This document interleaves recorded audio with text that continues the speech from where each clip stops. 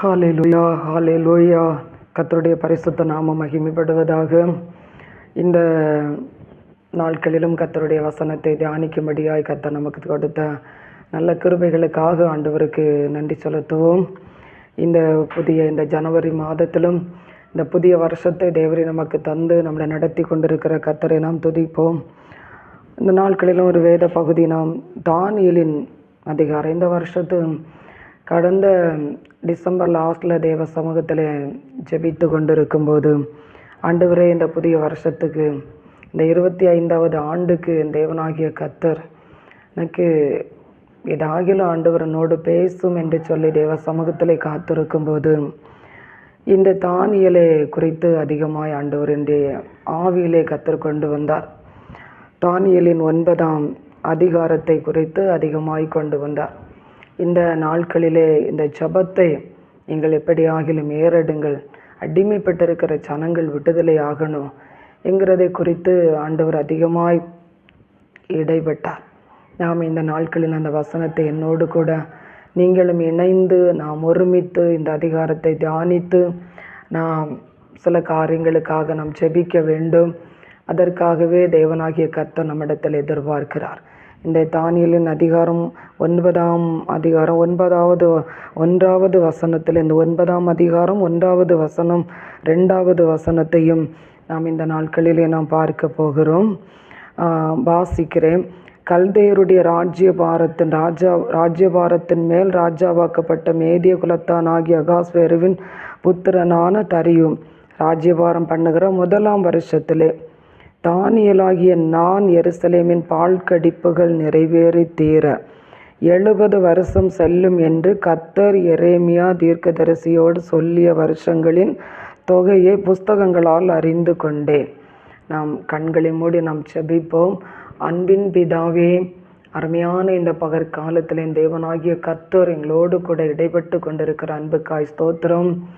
என் தேவரே நீர் ஆமே ஸ்தோத்திரம். எங்களுக்கு கற்று தருகிற எல்லாவற்றிலையும் இந்த வருஷத்தின் நாட்களிலே நாங்கள் ஆண்டவரே ஸ்தோத்தரிக்கிறோம். கடந்து செல்லவும் ஜெப ஜீவிதத்திலே ஆண்டவரே ஸ்தோத்தரிக்கிறோம். இன்னும் அதிகமாக எழுந்து போகவும் என் தேவனாகிய கர்த்தர் எங்கள் ஒவ்வொருவருக்கும் நீர் உதவி செய்ய வேண்டும் என்று ஜெபிக்கிறோம். தமது பாதத்தில் சமர்ப்பிக்கிறோம், ஏற்றுக்கொள்ளும். இயேசுவின் நாமத்தில் கேட்கிறோம் ஜீவனுள்ள நல்ல பிதாவே, ஆமேன் ஆமேன். எனக்கு அன்பானவர்களே, அந்த 2வது வசனம் 9ஆம் அதிகாரம் தானியேலின் புஸ்தகம் 9:2. தானியேலாகிய நான் எருசலேமின் பாழ்கடிப்புகள் நிறைவேறி தீர 70 வருஷம் செல்லும் என்று கர்த்தர் எரேமியா தீர்க்கதரிசியோடு சொல்லிய வருஷங்களின் தொகையை புஸ்தகங்களால் அறிந்து கொண்டேன். அல்லேலூயா. இங்கே பாருங்க, தானியேல் என்கிறதான ஒரு தேவ மனிதனை குறித்து நாம் எல்லாரும் அறிவோம். நாம் எல்லாருக்கும் தெரிந்த ஒரு பாத்திரம்தான் தானியேல். இங்கே பாருங்க, தானியேல் பாபிலோனுக்குள்ளே போய் இவர் அடிமைப்பட்டிருக்கிறார். பாபிலோனுக்குள்ளே போய் அடிமைப்பட்டிருக்கிறார். பாபிலோன் ராஜாவுடைய சமூகத்தில் இவர் அங்கே இருக்கிறார். ஆனால் அங்கே இருக்கும்போது அவருடைய இருதயம் எல்லாம் எதை வாஞ்சிக்கிறது பாருங்க. தானியேலாகிய நான் எருசலேமின் பாழ்கடிப்புகள் நிறைவேறி தீர. இப்போ பாருங்க, எருசலேம் ஒரு பாழ்கடிப்புக்கு நேராக தள்ளப்பட்டிருக்கு. அது எப்படி அந்த எருசலேம் பாழ்கடிப்புக்கு நேராக தள்ளப்பட்டது? எகிப்து தேசத்திலிருந்து ஆபிரகாமின் சந்ததிகள் விடுதலையாக்கப்பட்டு வருகிறார்கள். யாத்ராகும் புஸ்தகம் 12ஆம் அதிகாரம் முழுவதும் அதை குறித்து நாம் வாசிக்கிறோம்.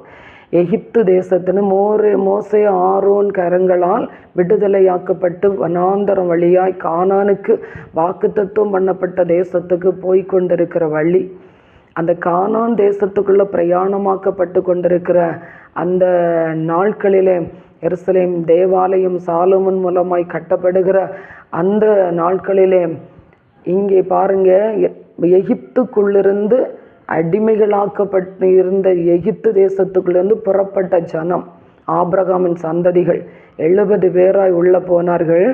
6 லட்சம் புருஷர்களும் அதற்கு மேற்பட்ட மனைவிகள் பிள்ளைகளோடு ஒரு 25 லட்சம் கணக்கு போடலாம். எல்லாருமா சேர்ந்து வெளியே ஆண்டவர் கொண்டு வந்து கொண்டிருக்கிறார்கள்.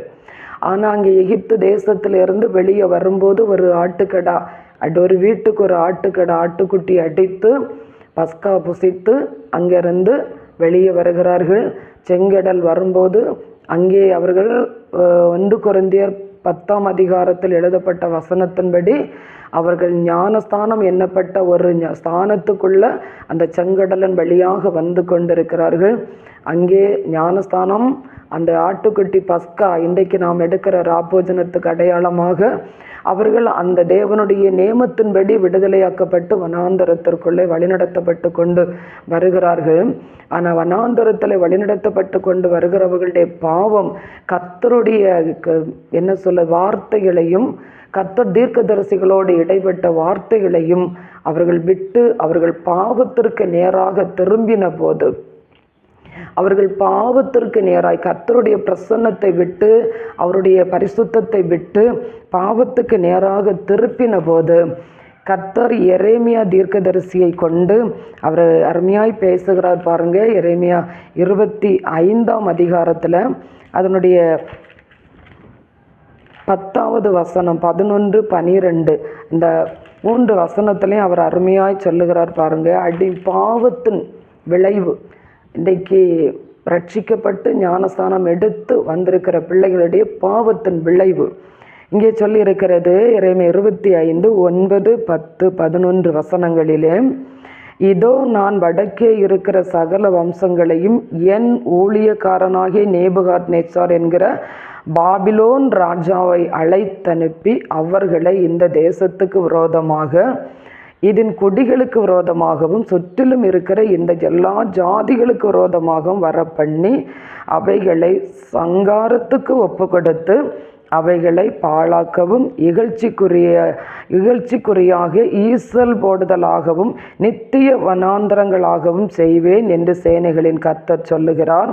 மகிழ்ச்சியின் சத்தத்தையும் சந்தோஷத்தின் சத்தத்தையும் மணவாளனின் சத்தத்தையும் மணவாட்டியின் சத்தத்தையும் ஏந்திரத்தின் சத்தத்தையும் விளக்கின் வெளிச்சத்தையும் அவர்களிலிருந்து நீக்க பண்ணுவேன் என்று கர்த்தர் சொல்லுகிறார்.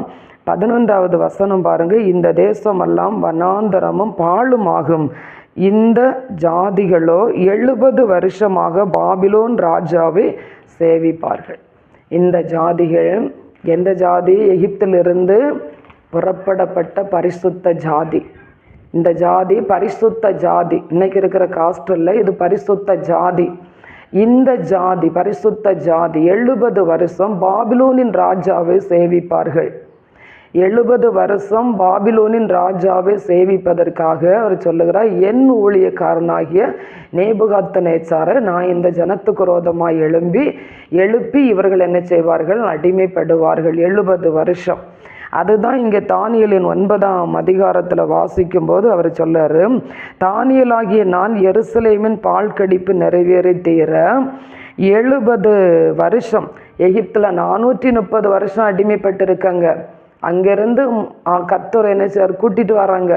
அங்கேருந்து கூட்டிகிட்டு வந்து அவர்கள் அழைத்து கொண்டு வந்த தேவனாகிய கர்த்தரை மறந்து பாவத்துக்குள் ஆக்கப்பட்ட போது மறுபடியும் பாபிலோன் நேபுகாத்நேச்சார் ராஜாவுடைய கரங்களில் ஒப்பு கொடுக்கப்படுகிறார்கள்.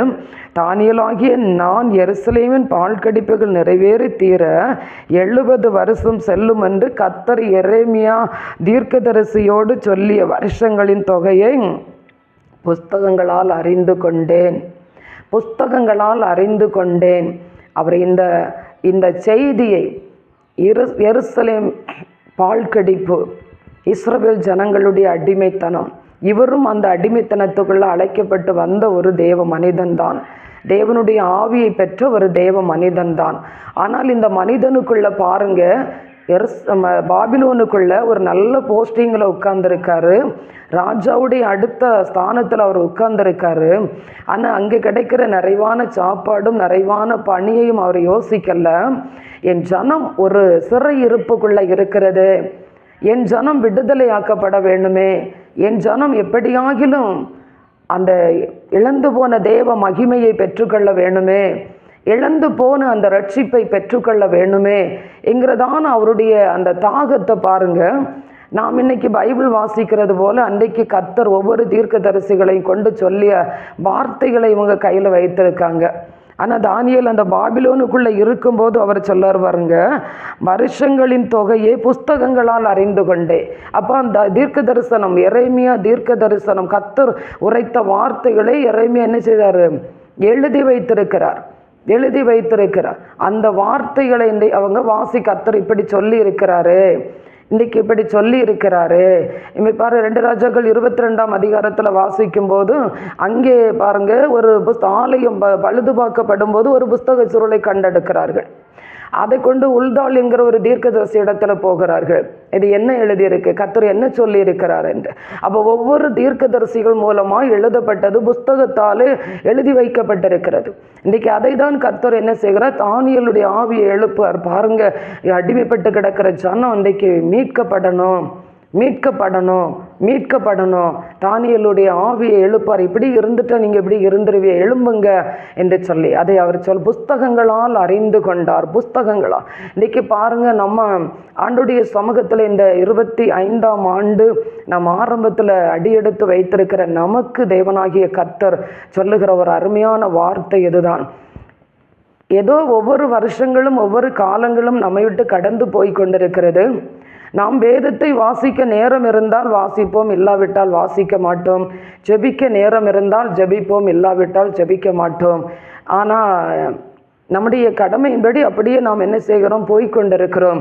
அதற்கல்ல எனக்கு அன்பானவர்களே, இந்த நாட்களிலே தேவனாகிய கர்த்தர் இந்த வருஷத்தை விசேஷமாய் நமக்கு தந்து வந்த அழிவுகள் எல்லாவற்றிலிருந்தும் நம்மையும் நம்முடைய குடும்பத்தையும் பாதுகாத்து பத்திர சுகமாய் மீண்டும் ஆண்டவரை ஆராதிக்கும்படியாகவும் நம்முடைய கடமைகளை செய்வதற்கும் கர்த்தராகிய தேவன் நமக்கு ஒரு வழியை திறந்து தந்து அவருடைய கிருபையை நம்மேல் வைத்திருப்பார் என்று சொன்னால், நாம் இந்த வருஷத்திலே நாம் வந்து யோசிக்க வேண்டும், சிந்திக்க வேண்டும்.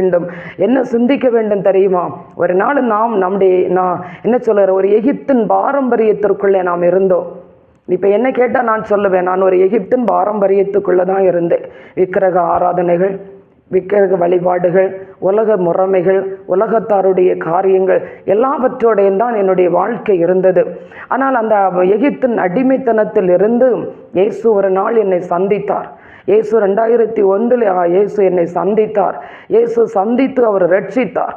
அவருடைய சமூகத்துக்கு கொண்டு வந்தார். அவருடைய சமூகத்துக்கு உங்களுக்கு புரியும் என்று சொல்லி ஆமே ஸ்தோத்திரம், நான் கர்த்தருக்குள்ளே நான் நம்புகிறேன். அவருடைய சமூகத்துக்கு கொண்டு வந்தார். அந்த எகிப்தின் அடிமைத்தனத்துக்குள்ளிருந்து அவருடைய சமூகத்துக்கு என்னை கொண்டு வந்தார். அவர் ஞானஸ்தானத்திற்குள்ளே என்னை நடத்தினார். அவருடைய என்ன சொல்லுது, ரட்சிப்பை அவர் எனக்கு தந்தார். ஞானஸ்தானத்துக்குள்ள நடத்தினார். அவருடைய இரத்தத்தையும் சரீரத்தையும் எனக்கு கொடுத்தார். பரிசுத்த ஆவி என்கிற ஒரு அபிஷேகத்தை கர்த்தர் எனக்கு கொடுத்தார். இப்ப பாருங்க, பரிசுத்த ஜனமாய் கர்த்தர் என்னை மாற்றினார்.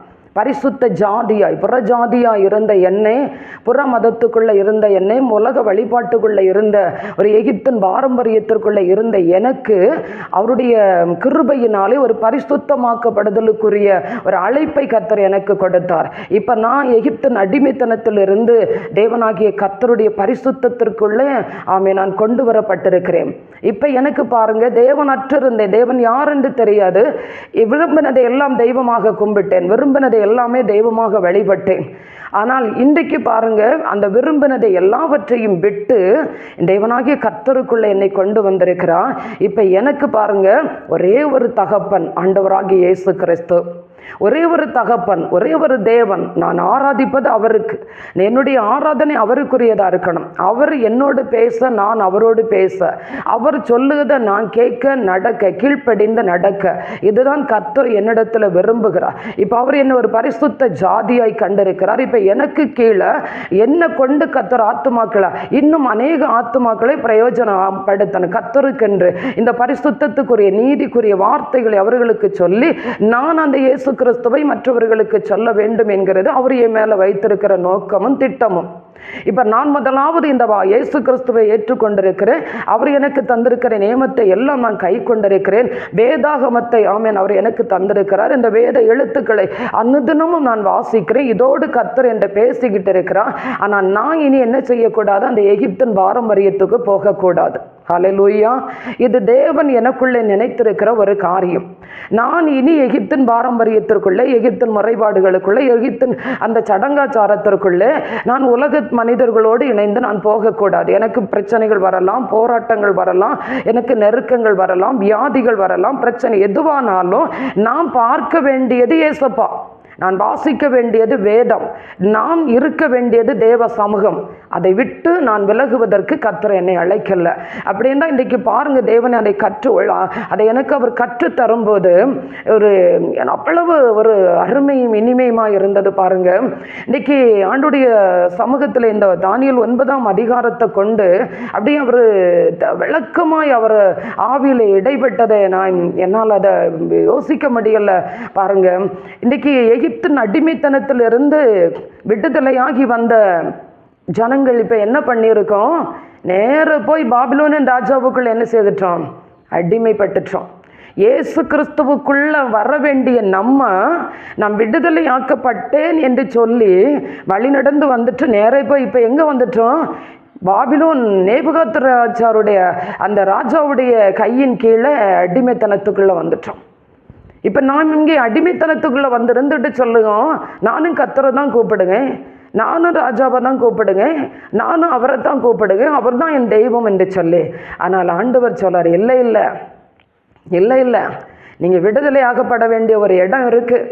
அடிமைப்பட்டிருக்கிறத நாம் தெரியாதபடிக்கு பாருங்க, அங்கே இஸ்ரவேல் ஜனங்கள் அந்த அந்த என்ன சொல்லுது, எருசலேமில் இந்த பலவீனமானவர்கள் எல்லாரையும் விட்டுட்டு பலவான்கள் எல்லாரையும் யார் பிடிச்சிட்டு போயிட்டா?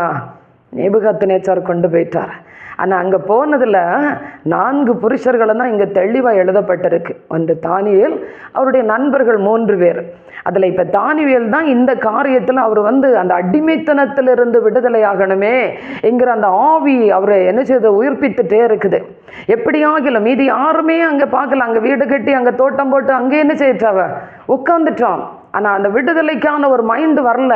ஆனால் தானியேலுடைய ஆவியை கர்த்தர் எழுப்புகிறார். அந்த புஸ்தகத்தை வாசிக்கார். அந்த எரேமியா தீர்க்கதரிசியின் மூலமாக அங்கே சொல்லப்பட்டிருக்கிற அந்த வார்த்தையை நினைக்கிறார் பாருங்க. அந்த நினைவுக்கு வருது, ஜெருசலேம் பாழாக்கப்பட்டிருக்குது, ஜனங்கள் அடிமைப்பட்டிருக்கு, இதுக்கு வழி என்ன? அவர் அங்கே தெளிவாக சொல்ல பாருங்க, இதுக்கு வழி என்ன? அதை அறிந்துட்டார். இனி நாம் சும்மா இருக்க முடியாது. அதே போல் பாருங்க, இன்னைக்கு நம்ம ஆண்டவராகிய இயேசு கிறிஸ்துவை ஆராதித்து கொண்டிருக்கிற நம்முடைய குடும்பம், நான் ஒரு எருசலேம், நம்முடைய குடும்பம் ஒரு எருசலேம், நாம் தொழுகைக்கு போகிற ஆராதனை கூட இன்றைக்கு சபை ஒரு எருசலேம். இன்றைக்கு அந்த சமாதானம் நமக்குள்ளே இருக்குதா? எப்போ சமாதானம் என்னை விட்டு எடுபடுதோ அப்போ பால் கடிப்பு எனக்குள்ளே என்ன செய்யும்? வரும். எப்போ தேவனுடைய சமாதானமும் தேவனுடைய வார்த்தை என்னை விட்டு வெளியே போகுதோ அப்போ பால் கடிப்பு எனக்குள்ளே வந்து சேரும். எப்போதே நம்ம குடும்பத்துக்குள்ளே இருந்து தேவனுடைய வார்த்தை வெளியே போகுதோ அப்போ நம்முடைய குடும்பத்துக்குள்ளே பால் கடிப்பு வந்து சேரும். நாம் நினைப்போம், காலையில் சந்தோஷமாக தானே இருந்தோம், ஏன் இந்த சாயங்காலத்தில் இவ்வளோ பெரிய பிரச்சனை நம்ம குடும்பத்துக்குள்ளே, இவ்வளோ பெரிய போராட்டம், ஏன் இப்படி, ஏன் இதயத்துக்குள்ளே என் இருதயத்துக்குள்ளே ஒரு அமைதி இல்லாமல் இருக்குது, ஏன் என் குடும்பத்துக்குள்ளே ஒரு அமைதி இல்லை, ஏன் என் பிள்ளைக்குள்ளே ஒரு அமைதி இல்லைன்னா அங்கே தேவனுடைய வார்த்தை இல்லை, தேவனுடைய வார்த்தை வெளியே வந்துட்டு. ஆனால் அங்கே பால்கடிப்பு உள்ள என்ன செய்யிட்டு வேலை செய்ய தொடங்கிட்டு, ஏதோ ஒரு அடிமைத்தனம் அங்கே உள்ள வந்துட்டு. அதுதான் ஆண்டவராகிய இயேசு கிறிஸ்து அவர் ஆவியில் வெளிப்படுத்தும் போது அதை சொன்னார். இன்றைக்கி எகிப்திலிருந்து விடுதலையாகி வெளியே வந்துட்டோம். ஆனால் நேரம் எங்கே போயிட்டோம்? பாபிலோனுக்குள்ளே போய் அடிமைப்பட்டுட்டோம். இந்த பாபிலோனுக்குள்ளே இருக்கிற இந்த ஆத்துமாக்கள் எல்லாம் என்னுடையது. ஆனால் இவங்க மீட்கப்படணும், இவங்க ரட்சிக்கப்படணும், இவங்களுக்காக தான் இயேசு வந்தது. ஆனால் இயேசு கிறிஸ்துவுக்குள்ள நம்ம போய் தஞ்சம் புகுந்து கொள்ளாமல் நாம் பாபிலோனுக்குள்ள வேறொரு ராஜாவுக்குள்ள என்ன செய்துட்டோம்? மாட்டிக்கொண்டோம். வெளியே வர முடியல, தவித்து கொண்டிருக்கிறோம். ஆண்டவரை ஆராதிக்கிற பிள்ளைகளாகிய நாம் யோசிக்க வேண்டும், நாம் எந்த இடத்துல அடிமைப்பட்டிருக்கிறோம், நம்முடைய பிள்ளைகள் எந்த இடத்துல அடிமைப்பட்டிருக்கிறது, நம்முடைய குடும்பம் எந்த இடத்துல அடிமைப்பட்டிருக்கிறது, ஏன் நாம் எழும்ப முடியல என்று சொல்லி நாம் ஒவ்வொருவரும் நாம் இந்த நாட்களிலே நாம் ஆராய்ந்து பார்க்க வேண்டும். அன்றைக்கு எகிப்தில் இருக்கும்போது மோசே மூலமாய் கர்த்தர் சொல்றாரு, விடுதலையாக படணும்னா வீட்டுக்கு ஒரு ஆட்டுக்குட்டி என்ன செய்யுங்க? தெரிந்து கொள்ளுங்க. அந்த பஸ்கா அடிக்கப்பட்டு அந்த பஸ்கா மூலம் விடுதலையாக்கப்பட்ட பிள்ளைகள் தான் எங்க வந்திருக்காங்க? பாபிலோனுக்குள்ள வந்திருக்காங்க. இப்ப தானியேலுகிட்ட அவர் சொல்றாரு, இனி நீங்க ஆட்டுக்குட்டி தெரிந்து கொள்ள வேண்டாம், மேசியாவாகிய நானே இந்த பூமிக்கு இறங்கி வரப்போறேன் என்று சொல்லி ஆண்டவர் வெளிப்படுத்துகிறார். ஹல்லேலூயா, ஹல்லேலூயா. இன்றைக்கு நாம் ஆட்டுக்குட்டியின் காலத்துல இல்ல, மேசியாவாகிய இயேசு கிறிஸ்துவுடைய காலத்துக்குள்ள நாம் இருந்து கொண்டிருக்கிறோம். அவருடைய ரத்தம் நம்மை ஒவ்வொருவரையும் ஆமீன் பாவத்திலிருந்து நம்மை பரிசுத்தப்படுத்தி கொண்டே இருக்கிறது. ஆனா இந்த வருஷத்தின் நாட்களிலே கொடிதான ஒரு பாழ்கடிப்புக்கு நேராக நாம் போகாதபடிக்கு, பரிசுத்தத்துக்கு நேராக, ஒரு சமாதானத்துக்கு நேராக நாம் போவதற்காக கர்த்தர் நமக்கு சில ஆலோசனைகளை நமக்கு சொல்லுகிறான். ஆண்டோடைய சமூகத்தில் இந்த தானியேல் 9ஆம் அதிகாரத்தை எடுத்து அதிகமாய் வாசிங்க. நாம் இந்த வருஷத்தின் நாட்களிலே ஆமீன் அடிமைப்பட்டிருக்கிற இந்த அடிமைத்தனத்துக்குள்ளிருந்து நாம் மீட்கப்பட வேண்டும். நாம் நினைக்கிறோம் பாருங்க, ஆண்டவரை அறியாம ஒரு இந்துக்களாக இருக்கிறவங்க, கல்லு மண்ணை வைத்திருக்கவங்க அடிமைப்பட்டிருக்காங்க, அவங்க மீட்கப்படணும்னு சொல்லி. ஆனால் இங்கே தானியேல் சொல்றார் பாருங்க, நான் பாபிலோனுக்குள்ள வந்துட்டேன், பாபிலோன்ல இருக்க ஜனங்கள் மீட்கப்படணும்னு அவர் போராடல. என் சொந்த ஜனம் இன்றைக்கு அடிமைப்பட்டிருக்கிறது, என் சொந்த ஜனத்துக்கு ஒரு மீட்பு வருமானா அந்த மக்களும் ஆண்டவரை ஏற்றுக்கொள்வதற்கு ஆயத்தமாக இருக்கிறார்கள். இன்னைக்கு நம்முடைய நம்முடைய பாவத்தின் அடிமைத்தனம் அவர்களையும் அடிமைப்படுத்தி கொண்டிருக்கிறது என்பதை நாம் மறந்து போக வேண்டாம். நான் என்ன கேட்கிறேன், கருமையான ஜனமே, நாம் தொடர்ந்து இந்த தானியேலின் புஸ்தகத்தை ஜெபம் எப்படி நம்மை விடுதலையாக்கும், ஒரு ஜெபம் நம்மை எப்படி தேவ சமூகத்தோடு இணைக்கும், நாம் எந்த இடத்திலெல்லாம் நாம் சிக்கி தவித்து கொண்டிருக்கிறோம், எதிலிருந்தெல்லாம் நமக்கு ஒரு மீட்பு வேணும் என்று சொல்லி நாம் தொடர்ந்து இந்த வசனங்களை நாம் தியானிப்பதற்கு ஆவியானவர் நமக்கு உதவி செய்வாராக. இந்த வருஷத்து நாட்களில் நம்ம இன்னும் அதிகமாய் தேவனோடு கூட நம்மை ஸ்தோத்தரிக்கிறோம், நெருங்கும்படியாய், தேவனோடு கூட ஒன்றி தள்ளும்படியாய், எதெல்லாம் தேவனுக்கு பிரியமில்லை எல்லாவற்றையும் விட்டு நாம் கிறிஸ்துவுக்குள்ளே நாம் இந்த வருஷம் நாம் பலப்பட தேவன் நமக்கு உதவி செய்வாராக. இந்த 2வது வசனத்தை இன்னும் திருப்பி வாசிங்க. அநேக காரியங்களை கர்த்தர் உங்களுக்கு வெளிப்படுத்துவார், உங்களுக்கு உங்க ஆவியிலே கர்த்தர் வெளிப்படுத்துவார். தானியேலாகிய நான் எருசலேமின் பாழ்கடிப்பு நிறைவேறி தீர 70 வருஷம் செல்லும் என்று கர்த்தர் எரேமியா தீர்க்கதரிசியோடு சொல்லிய வருஷங்களின் தொகையை புஸ்தகங்களால் அறிந்து கொண்டே நாம் இன்றைக்கு ஆண்டுடைய சமூகத்தை கேட்டுக்கொண்டிருக்கிறோம். இந்த பிரச்சனை எனக்கு எந்த வருஷம் மாறும், இந்த வியாதி எனக்கு எந்த நாள் மாறும், இந்த போராட்டம் எனக்கு என்றைக்கு மாறும், எத்தனை வருஷம் இந்த பிரச்சனையில் வந்து கொண்டிருக்கிறேன், எத்தனை வருஷம் இந்த அடிமைத்தனத்துக்குள்ளே வந்து கொண்டிருக்கிறேன், எத்தனை வருஷம் என் புருஷனுடைய குடி அடிமைத்தனத்திற்குள்ளே வந்து கொண்டிருக்கிறோம், எத்தனை வருஷம் என் பிள்ளைகளுடைய குடிமை அடிமைத்தனம், பாவ அடிமைத்தனம், இதிலிருந்து என்றைக்கு என் குடும்பத்தில் ஒரு மீட்பு வரும், என்றைக்கு எனக்கு ஒரு விடுதலை வரும், என்றைக்கு எனக்கு ஒரு இந்த போராட்டத்திலிருந்து விடுதலை வரும், இந்த பொருளாதார நெருக்கடியிலிருந்து என்றைக்கு எனக்கு ஒரு விடுதலை வரும், என் குடும்பத்துக்குள்ள என்னைக்கு ஒரு சமாதானம் வரும் என்று சொல்லி ஒருவேளை நீங்கள் புலம்பிக் கொண்டிருக்கலாம், சிந்தித்து கொண்டிருக்கலாம். இந்த வருஷத்திலே ஆகில எனக்கு ஒரு விடிவு காலம் கிடைக்காதா, இந்த வருஷத்திலே ஆகில நாம எனக்கு கர்த்தர் ஒரு இரக்கத்தை செய்ய மாட்டாரா என்று ஒருவேளை ஆண்டவருடைய சமூகத்தில் கேட்டு கொண்டிருக்கலாம், சிந்தித்து கொண்டிருக்கலாம், யோசித்து கொண்டிருக்கலாம். எனக்கு அருமையான தாயே, தகப்பனே, சகோதரங்களே, இன்றைக்காகில எனக்கு ஒரு வேலை கிடைக்காதா, இன்றைக்காகில என்னுடைய வாழ்க்கையில் ஒரு பெரிய மாற்றம் வராதா என்று சொல்லி ஒருவேளை யோசித்து கொண்டிருக்கலாம். ஆனால் ஆண்டவர் விடுதலையின் நாயகனாகிய இயேசு அந்த விடுதலைக்கு நேராக கர்த்தர் ஸ்தோத்திரம் நம்மை நடத்தி கொண்டிருக்கிறார். நடப்பதற்கு கர்த்தர் நமக்கு சில ஆலோசனை தந்திருக்கிறார். எகிப்து ஜனத்துக்கிட்ட சொன்னார், ஒரு ஆட்டுக்குட்டியை தெரிந்துகள், ஆட்டுக்குட்டியின் மூலம் எகிப்துக்குள்ள இருந்து வெளியே வந்தார்கள். ஆனா பாபிலோனுக்குள்ள வந்த அந்த ஜனங்களுக்கு ஆட்டுக்குட்டியை கொடுக்கல, இயேசுவே என்ன செய்தார், தெரிந்து கொண்ட ஜனங்களுக்கு, உங்களுக்கும் எனக்கும் இயேசுவே தேவனாகிய கர்த்தரே இந்த பூமியில் இறங்கி வந்தார். அந்த தேவன் நமக்கு சில ஆலோசனைகளை சொல்லுவதற்கு அவர் நமக்கு ஸ்தோத்திரம் போதுமான தேவனாய் இருக்கிறார். இந்த வருஷத்தை நீங்கள் இந்த வார்த்தையை நீங்கள் திருப்பி வாசிங்க. நம்முடைய வாழ்க்கையினுடைய அடிச்சுவடை மாற்றுவதற்கு தேவன் கொடுத்திருக்கிற வார்த்தை. அடுத்த நாட்களில் நாம் தியானிக்கும் போது இன்னும் தொடர்ந்து இந்த ஜெபத்தை குறித்து நாம் இந்த நாட்களில் அதிகமாக தியானிக்க போகிறோம். கர்த்தர் உதவி செய்வார். நம் கண்களை மூடி நாம் ஜெபிப்போமா. அப்பா பிதாவே, உம்முடைய பரிசுத்தமான நாமம் மகிமைப்படுவதாக. இந்த நாட்களில் எங்களுடைய எது குறைவு, எது நிறைவு? எங்களை எது ஆண்டவரே அடிமைத்தனத்திலிருந்து விடுதலையாக்கும்? எகிப்திலிருந்து மீட்கப்பட்டோம், ஆனால் ஆண்டவரே ஸ்தோத்தரிக்கிறோம், பாபிலோனுக்குள்ள அடிமைப்பட்டு இருக்கிறோம். ஆண்டவரே, இந்த பாபிலோனுக்குள்ள இருந்து அடிமைப்பட்டு என் பரலோக தேவ சமூகத்திற்கு நாங்கள் ஆண்டவரே ஸ்தோத்தரிக்கிறோம் பிரயாணம் பண்ண. என் தேவனாகிய கர்த்தர் ஆண்டவரே ஸ்தோத்தரிக்கிறோம். ஏசப்பா, நீரே எங்களுக்காக இறங்கி வந்தீரே. உம்முடைய ஆண்டவரே அந்த கிருபையும் ரட்சிப்பையும் நாங்கள் பற்றி கொண்டு உம்முடைய சமூகத்திலே இந்த வருஷத்திலே ஓடத்தக்க தேவரீர் எங்களுக்கு கிருபை தந்தரலாம். ஆண்டவரே, இந்த வார்த்தையை கேட்கிற ஒவ்வொரு பிள்ளைகள் மேல் அந்த கிருபை உண்டாகட்டும் என்று ஜெபிக்கிறோம்.